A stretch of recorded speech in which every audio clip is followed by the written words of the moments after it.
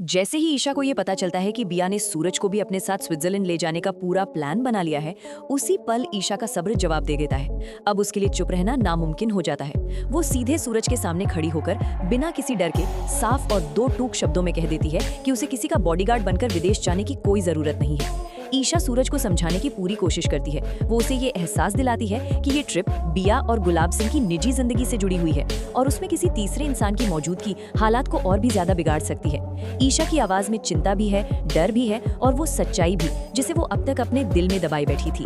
दूसरी तरफ सूरज खुद भी इस फैसले को लेकर बेहद उलझन में नजर आता है। उसके लिए ये फैसला लेना बिल्कुल आसान नहीं है। एक तरफ उसका फर्ज है, उसकी ड्यूटी है, और दूसरी तरफ ईशा की भावनाएं हैं जिनसे वो मुंह नहीं मोड़ सकता।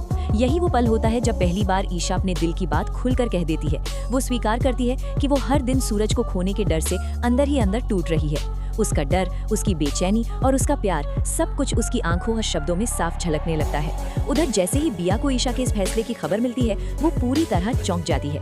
उसे बिल्कुल भी अंदाजा नहीं था कि ईशा इतनी मजबूती के साथ उसके सामने खड़ी हो जाएगी। बिया को महसूस होने लगता है कि उसका पूरा प्लान अब खतरे में है और हालात धीरे धीरे उसके हाथ से निकलते जा रहे हैं। वहीं गुलाब सिंह भी अब स्थिति की गंभीरता को समझने लगता है। उसे एहसास होने लगता है कि ये मामला अब सिर्फ एक ट्रिप तक सीमित नहीं है, बल्कि एक बहुत बड़ी साजिश की ओर बढ़ रहा है। आने वाले एपिसोड में कहानी और भी ज्यादा रोमांचक होने वाली है। ईशा गुलाब हवेली से मोहल्ले की वो फाइल निकाल लेती है जो बिया की साजिशों का सबसे बड़ा सबूत है। उस फाइल को देखकर ईशा को साफ समझ आ जाता है कि सूरज का बिया का बॉडीगार्ड बनना पूरे मोहल्ले को खतरे में डाल सकता है। वो ये सच्चाई सूरज के सामने रख देती है, जिससे सूरज के पैरों तले जमीन खिसक जाती है।